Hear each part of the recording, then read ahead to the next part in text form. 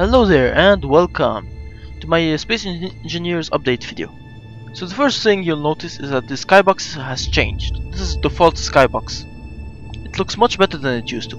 This is because DirectX 11 has been implemented to Space Engineers. Along with DirectX 11 came 5 new models for existing blocks. They're built specifically with DirectX 11 in mind, so they look much better than they used to. Now we have first beacon. Actually, to show you how good it is, if you look closely you can see a refracted version of this view. There it goes. I'll show you again. There. This is the spotlight, the warhead I believe, and everything else. So let's continue having a good look. This is the spotlight. It has far more details than before, and I suspect all future blocks will have the same attention to detail. This is the warhead. If we look closely here, it looks like this is supposed to be turned around. Moving on to the projector block, we should have the X here and the line, which has now become 2 lines. These are to signify the orientation. Finally, we have the gyroscope, which is the least one changed, but it still has much more details than it used to. Of course, there's the small ship version of every one of them. Actually, this is not a projector. This is the beacon. I was missing it wrong at the beginning. So we also have the projector block, warhead. Spotlight, warhead, projector block, and gyroscope. So, moving on. If I open my HUD, you can see at the bottom, we no longer have just 4 tabs. We actually have 9, just as in Space Engineers was updated. So now no more constantly changing it. So let me pick up my gun. If I fire, it no longer has the big muzzle flash that it used to. I think this is much better. I don't know if it's a bug or if they did on purpose, but I like it much more than it used to, because before it was very blinding. You couldn't see what you were firing at. If they do choose to re-implement a muzzle flash, I hope they keep it at a minimum. Now moving on here, we have an airlock, and we have this place. So for now it looks quite well lit. Give it a moment. There we go. Now things are much darker. If I turn off all lights and give it some more time, it's pitch black. Fortunately, the light on the character is quite effective, but otherwise you'll have to make sure that your stations and ships are well lit. Giving again. What I should have showed you before coming in here, we have this small wall. If I'm looking at the ground, at a well-lit area, the shadow is quite dark. If I move in, it gets lighter. This is to simulate eyes adapting to different lighting conditions. This is the first part of the update, the DirectX 11. It's something they've been promising us for a while. We've really been wanting, and now that it's come, we can really see how good it actually is. So I'm really glad it's here. Also, it seems the performance wise has improved, so the game is not lagging as it used to, at least in frame rate wise. One more thing, since DirectX 11 is implemented, the whole lighting system has changed. So now if you look at the character, the glow from the beacon is shining off the character and it's changing its color. The character is actually supposed to be blue. Now on to the second part of the update. You're probably wondering why these things are not flying. That's because these are actually stations. If you have a look to the control panel of the reactor, to the info tab, we have the convert to ship button. This is a station, not a ship. This is why it's not moving. If I press the button, it flies off.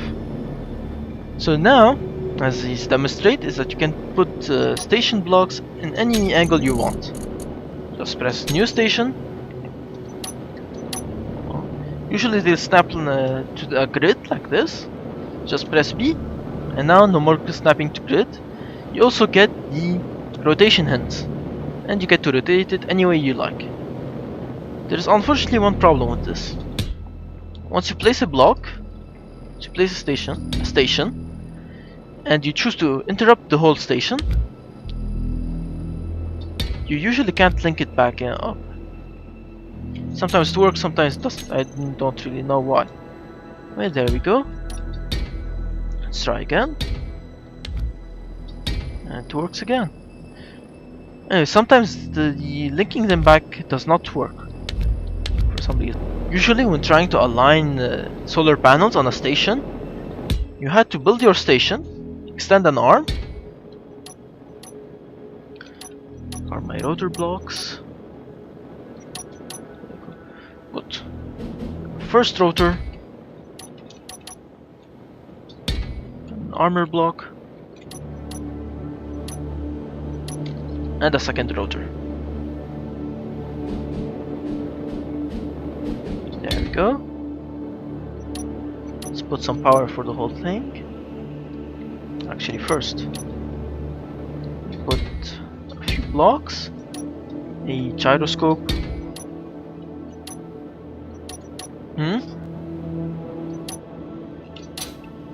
And let me power the whole thing.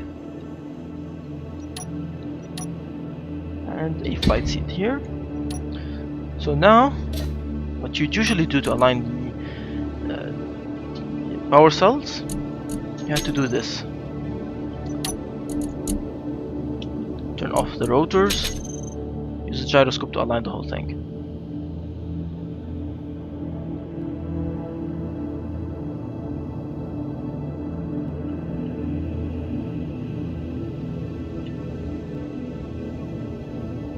There we go, close enough.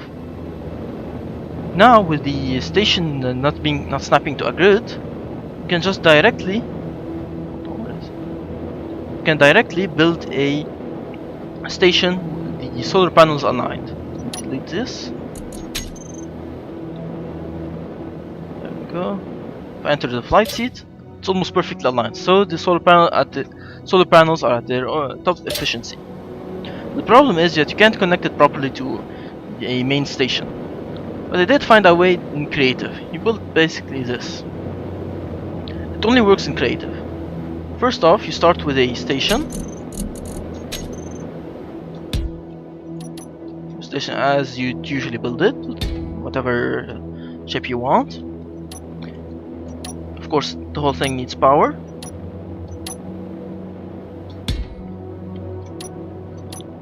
And you connect a connector. There we go. On the side, you build another station, this time without having it snap to the grid. And you also put another connector and a power generator. There we go. Then you copy the station on the side. There we go. First, push it onto the main station so that it aligns with on all its axes. Then align the axis perpendicular to the connector with the sun as best as you can.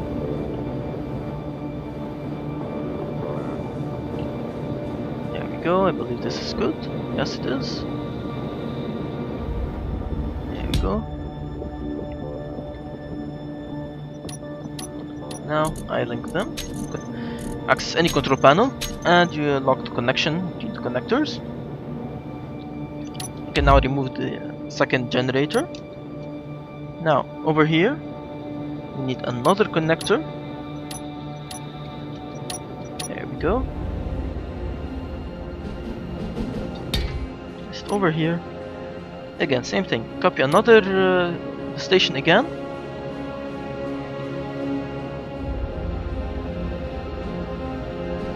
We're just roughly aligning it. Push it against the main station so that it aligns. There we go. Now align the second axis to the sun.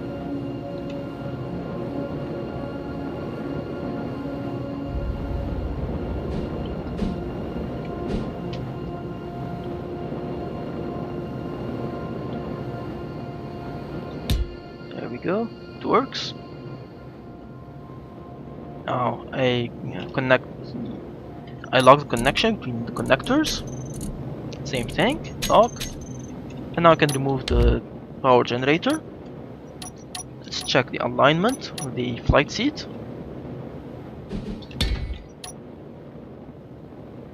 There we go. It's not perfect, but it's close. So now, any solar panels you put, let's see where are they again. That's the problem with having multiple tabs. Things get lost. Ah, there it is. Okay, now remove the flight seat.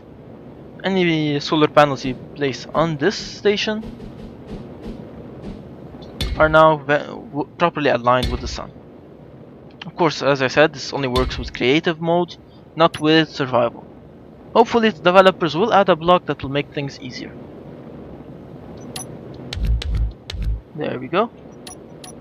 Now we have a normal station linked to the still snapping to the grid, and a station aligned with the sun connected to each other.